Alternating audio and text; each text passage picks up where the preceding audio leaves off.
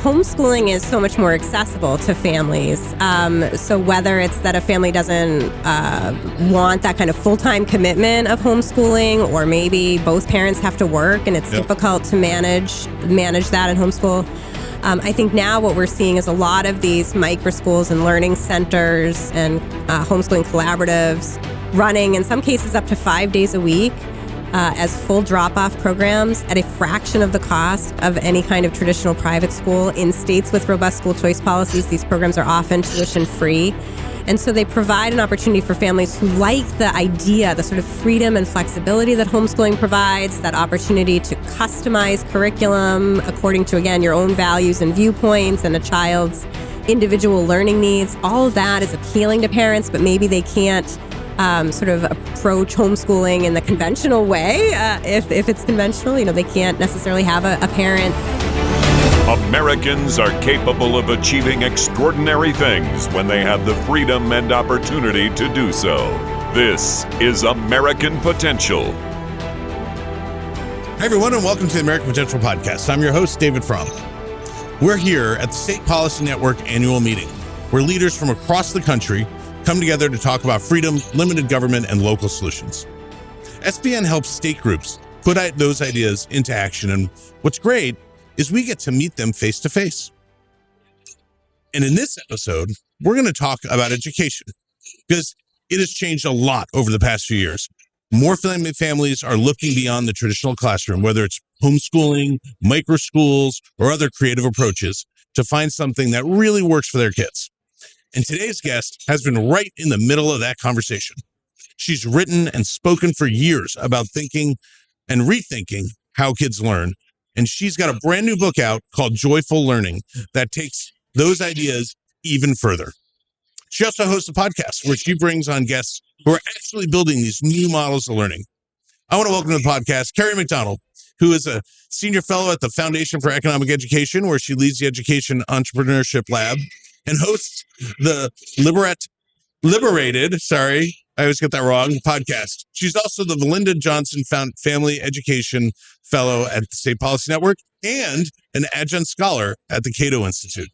Kerry, thanks so much for joining us. Oh, it's so great to be here, David. Thanks for having me. So much fun for having you here. Yeah. So, you spent your career, like you said, rethinking education and figuring out what are the best ways that kids can learn. What in the first place, drew you to study that, to dedicate your life to education?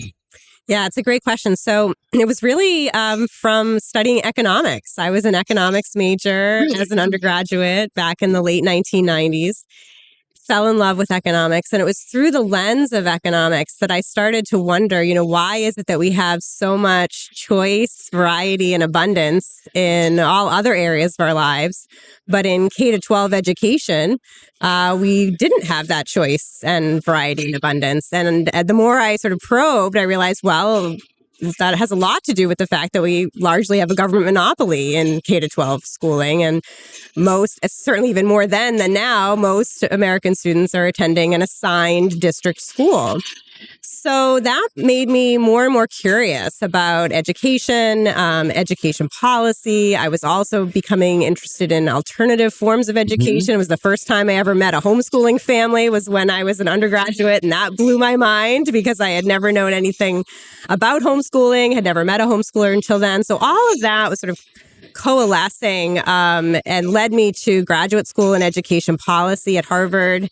At the time, if you were interested in anything to do with education choice or innovation, the only place for you really was in the charter sector. So I became interested in charter schools and worked for a little bit while in graduate school with the Pioneer Institute, the SPN affiliate free market think tank in Massachusetts, which was at the time really a forefronter and still is in the charter sector, helping to incubate new charter schools.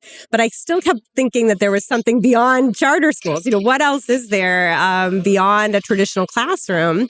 And it wasn't until several years later when I became a mom and started thinking about education options for my own kids that my husband and I decided we would homeschool them. And then that sort of opened up a whole new perspective on learning outside of a conventional classroom. And that's where, again, much of my writing and work has been for over a decade now. Yeah. So I first want to hear about, like, it becomes really personal, your education decisions, when you're like, okay, I'm putting my kids' future on the line here by the education decisions I make for my kids. And, you and I know one another, and, we homeschool our 11 kids. And at the very beginning, at the time, my wife, who had been homeschooled herself, said to me, hey, I don't know if we want to homeschool. It's up to you, kind of. I was like, really? Come on. That doesn't seem fair. I'm the new guy. I went through all public school, but I got excited about it. Yeah. But there's a risk there, it feels like. I mean, how did you feel about when you made that decision to do something out of the norm to educate your own kids? Yeah, at the time, so we live in Cambridge, Massachusetts. And, as my oldest was sort of approaching school age, I was looking at all of the things we were able to take advantage of in the city, and all of these, museums and libraries and cultural events and historic sites. And we were going to, at the time, homeschool park days, even before she reached school age. And I remember thinking that if she went to kindergarten, her world would contract. Yeah. Because here we had this expansive city and all of these sort of people, places, and things around us to explore. And if she went to a kindergarten classroom, she would be in a large classroom in the city with, this sort of age-segregated group of students, the same group of students, and the same kind of static handful of teachers enclosed within a building all day.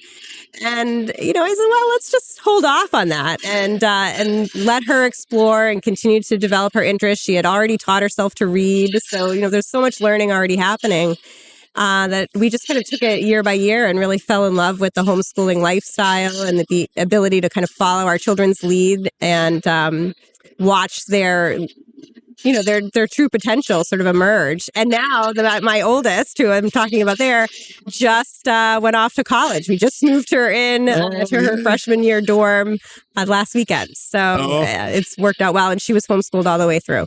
Nice. Yeah. And she can read. And Who she knew? can read. Not even that. She's a math major in college. That's great. Yeah. I was joking. So my parents were in education. My mom was a high school teacher. And I think, she'd never say this, but I think she didn't believe our kids would be literate at a certain age when we decided to homeschool. But it's been cool to watch them kind of go, in her case, maybe begrudgingly, be like, well, all right, they seem pretty well adjusted. They seem that, they're not making their own clothes at home. Although I wish we did, by the way, that'd be pretty cool. But a great learning experience. But, there's so many stereotypes out there about homeschool families that just don't fit what it is, because so many, at least what I find, is a lot of homeschool kids are very comfortable with multiple age ranges, talking to adults. They're not just in that strata of their, a year above them and below them. And I think it really equips them well for life. And they just tend to be interesting people too. But I mean, there are a lot of misconceptions out there still about homeschool kids and families. Yeah, although, I think you probably see this too, David, in your work. I think those misconceptions are really changing. I think that particularly this younger cohort of parents, this younger generation of parents with young children, they're much more receptive to homeschooling and microschools and other sort of alternatives to a conventional classroom. I was able to talk to a lot of these, younger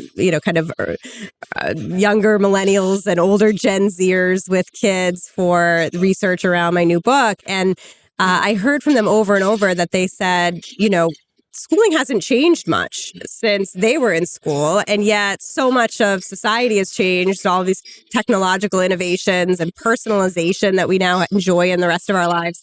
And I think these younger parents were thinking, why isn't schooling catching up? Why is there this conventional classroom that doesn't seem innovative and isn't reflective of what else we have around us? So I'm hearing more and more of these parents foregoing conventional schooling from the get-go. Even before their kids reach school age, they've decided that they want to explore microschool in their community, or want to think about a homeschooling collaborative in some way, or choose something different than a traditional classroom. Well, take me now. You talked about, you've been in the kind of education freedom movement for 25 years, potentially, started when you're 15. How have you seen, you've been involved in it. You had a ringside seat there. I know that it's really grown and picked up speed. I mean, talk to us about how what that's looked like, that progression. Yeah, so my 2019 book, Unschooled, really talked about the growth and diversification of the homeschooling movement and the emerging microschooling movement. And of course, come 2020, that exploded. I mean, more and more families kind of got a glimpse of what was happening in their children's classrooms through pandemic era Zoom schooling, and they were frustrated at prolonged school closures. And I think that many of these parents sort of poked their heads up to see what else was out there when their local school was shut down. And then they discovered this whole world of homeschooling and microschooling and alternatives to conventional schooling that they didn't know about before then. And they became more and more interested in these models. Many of them actually built new models. So we started the rise of the pandemic pod in the summer of 2020 with these spontaneous groups of parents getting together to create learning communities when the local schools were shut down. And many of those pandemic pods evolved into full-fledged microschools in the coming years. And then I think also parents began to wonder, even after schools reopened for in-person learning, what else might be available for their kids. And at that time, more and more entrepreneurial parents and teachers were building these new schools and spaces. In fact, the vast majority of the founders who are profiled in Joyful Learning are former public school teachers, many of whom left the classroom around the COVID time because they were frustrated with what they were seeing in a conventional classroom. And they felt like this was an opportunity to do school differently. So they built these new models. And we continue to see growth. Obviously, we're seeing declining enrollment in U.S. public schools that goes beyond predicted enrollment drops based on falling birth rates.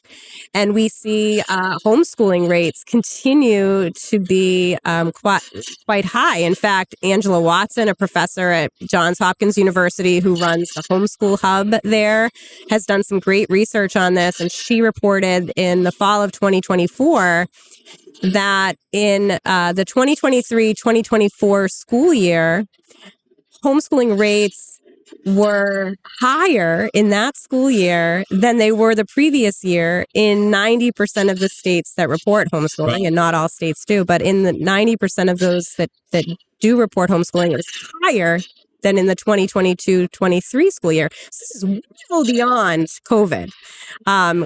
Clearly this sort of sustained growth in homeschooling it's continuing, and more families are looking for, again, those alternatives to the traditional school.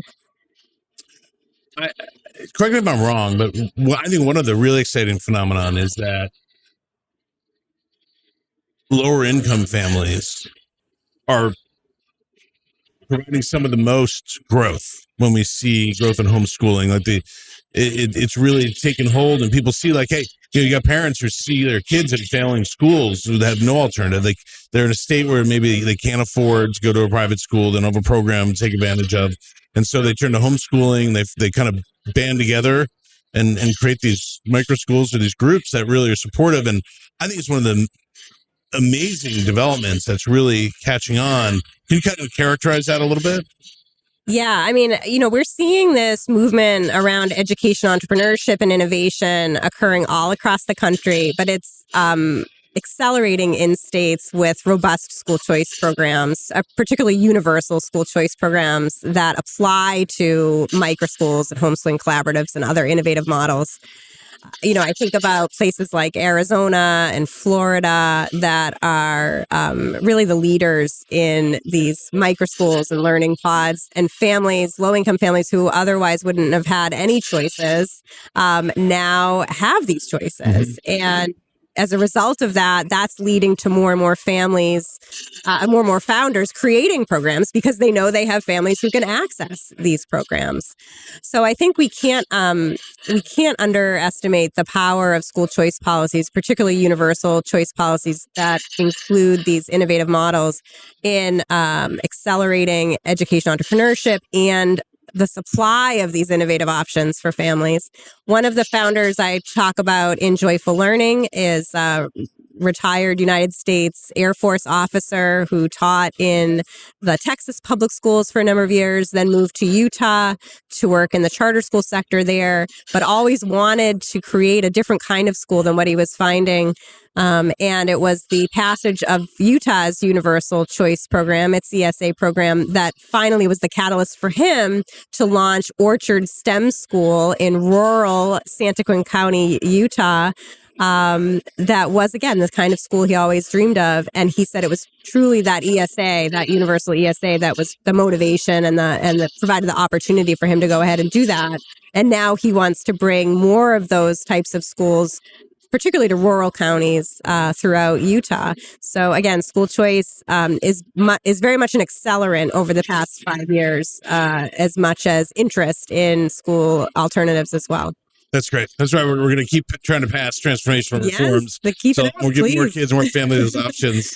So you have your own podcast, Liberated. Yeah. What kind of guests do you have on? What do you talk about?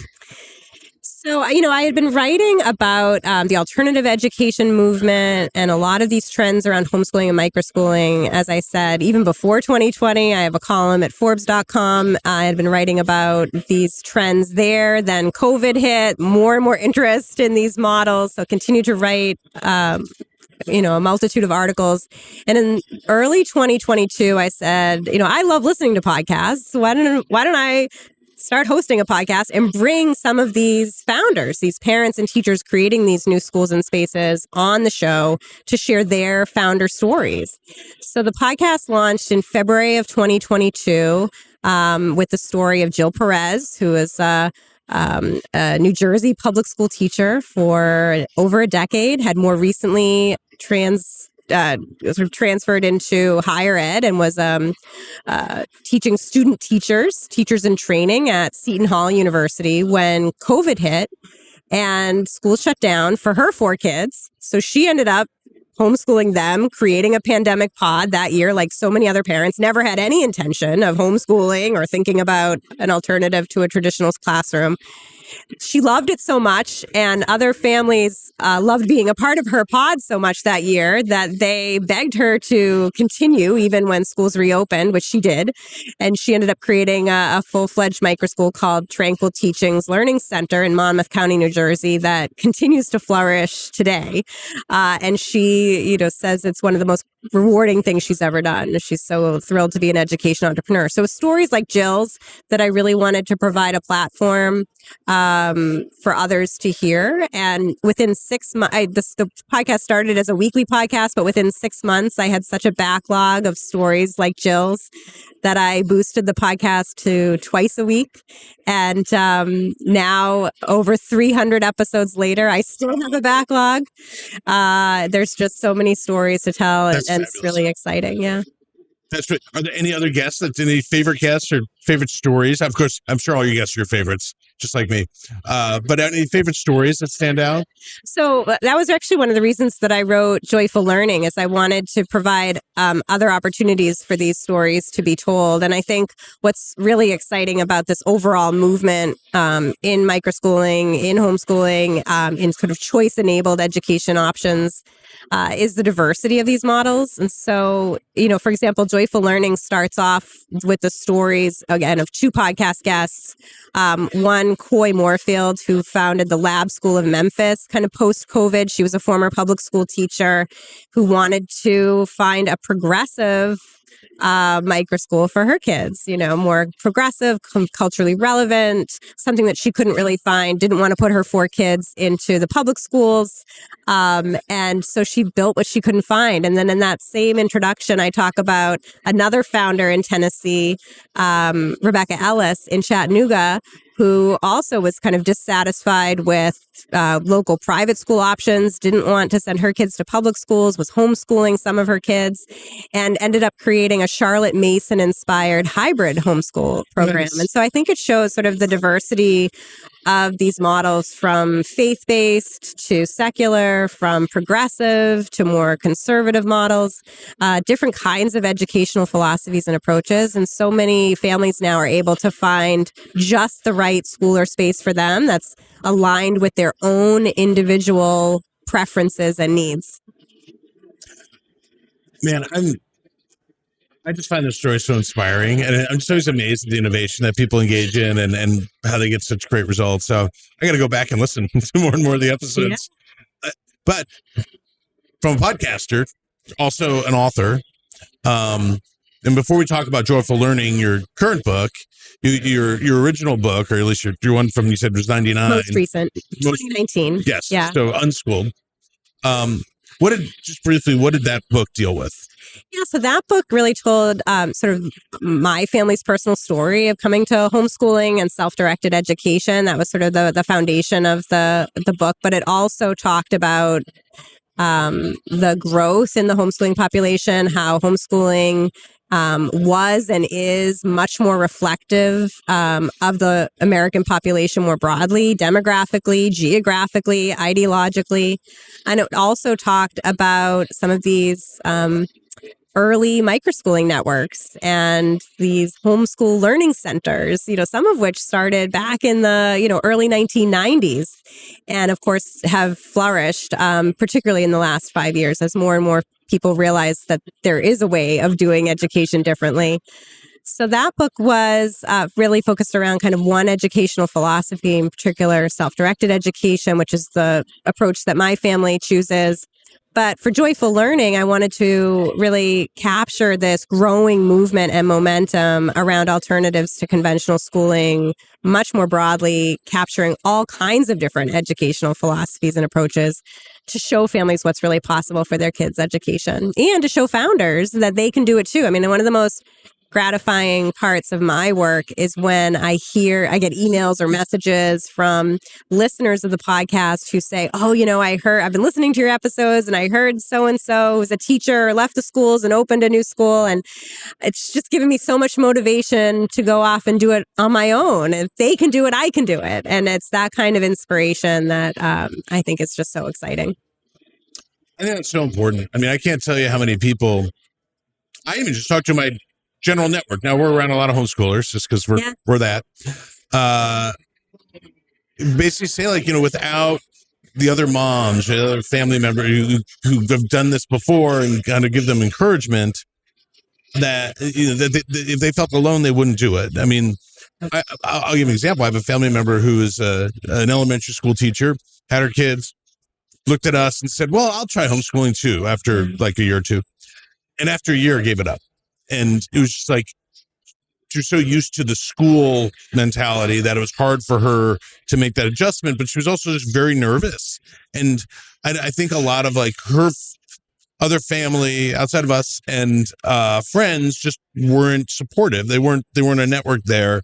And I felt like it kind of withered on the vine, and they had a good experience, going forward too, but they didn't homeschool. And I think that's a pretty common story. So I know that you know this from just talking to people all the time, but I kind of hope your book helps people see like, hey, there's a great pathway here. There's a lot of regular people from all kinds of life and all kinds of background doing great things in education with their kids. Yeah, and not only that too, but that homeschooling is so much more accessible to families. So whether it's that a family doesn't want that kind of full-time commitment of homeschooling, or maybe both parents have to work and it's difficult to manage that in homeschool. I think now what we're seeing is a lot of these micro schools and learning centers and homeschooling collaboratives running, in some cases, up to 5 days a week as full drop-off programs at a fraction of the cost of any kind of traditional private school. In states with robust school choice policies, these programs are often tuition-free. And so they provide an opportunity for families who like the idea, the sort of freedom and flexibility that homeschooling provides, that opportunity to customize curriculum according to, again, your own values and viewpoints and a child's individual learning needs. All of that is appealing to parents, but maybe they can't sort of approach homeschooling in the conventional way. If it's conventional, they can't necessarily have a parent overseeing the curriculum at home.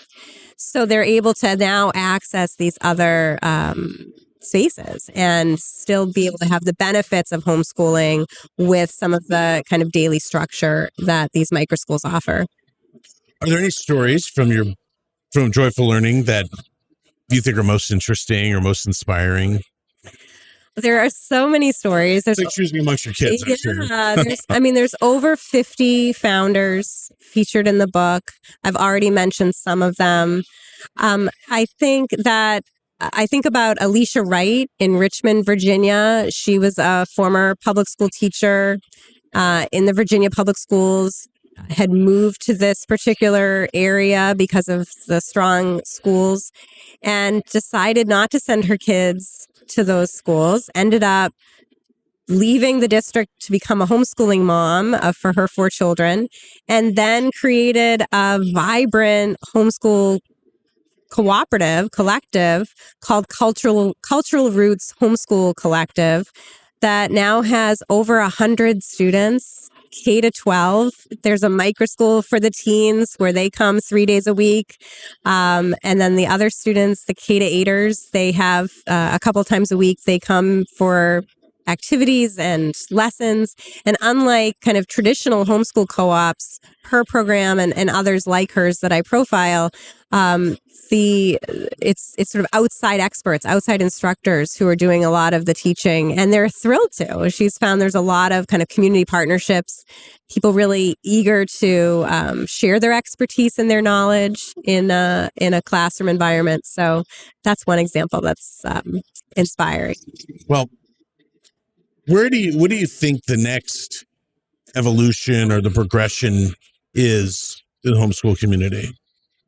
So the final chapter of Joyful Learning includes 5 trends where I think we're heading over the coming years, and I think we're going to continue to see the growth and expansion of homeschooling and microschooling. I think we're going to continue to see the growth and expansion of school choice policies, and there'll be a lot of synergy between those two. Because these homeschools and microschool programs will become more financially accessible to more families. More families will be eager to participate in them. There'll be more of these network effects where families realize they have options that they didn't know they had, and prospective founders realize they can create options that they didn't know were possible. So I think we're going to continue to see a snowballing effect as a result of the expansion of choice policies with education entrepreneurship. I think that we're going to continue to see AI and new technologies change education, in particular to focus more on learner agency and learner autonomy. I think AI tools have the potential to really encourage more student-driven learning in ways that sort of challenge the traditional top-down approach to education.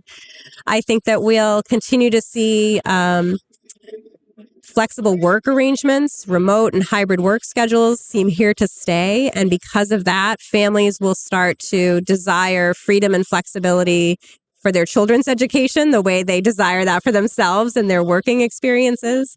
And again, that's when microschools and other kinds of education options might feel more feasible and interesting to parents that might have more work flexibility. And then, I just think that we'll continue to just see the growth of alternatives to the traditional model. I think that we're seeing a move away from legacy institutions, sort of established institutions, and more of a desire for fresh upstarts in all parts of our lives, right? It's no surprise that YouTube has sort of outpaced, kind of legacy media for top views and content, because people want those individual content creators. They want personalized media, personalized entertainment. And I think we're going to see those same trends in education as well as we shift from the old to the new. Well, I can't wait to see it and be part of it, truthfully. This is my family's life too. And I'm excited about it. I feel like an evangelist for homeschooling, and it's been a progression for me, but I love it. I'm so glad for the work that you're doing. And I think it's really important work. What's the best way for folks listening to this to find you? Yeah, so the book is Joyful Learning, How to Find Freedom, Happiness, and Success Beyond Conventional Schooling. It's available wherever books are sold. It was just published August 19th by Hachette, the large New York City publisher. And it's available, again, any bookstore or Amazon, Barnes & Noble. You can follow my work at liberatedpodcast.com. Fabulous. Well, I encourage everybody to get the book and listen to the podcast. So, Thanks, David. Kerry, thank you so much for joining us. Really appreciate it. Great to be here. Thanks. Folks, if you like this podcast and this episode and would like to stay connected with the podcast, be sure to like and subscribe to our channel, as well as following us on Facebook, Instagram, and YouTube. And always remember, liberty and freedom are easily taken for granted. Don't take it for granted. Go out there and defend freedom and liberty. Thanks for joining us, and we'll see you on the next episode. Thank you for listening to American Potential. You may listen to more stories from Americans working every day to expand freedom and opportunity in their communities by visiting AmericanPotential.com.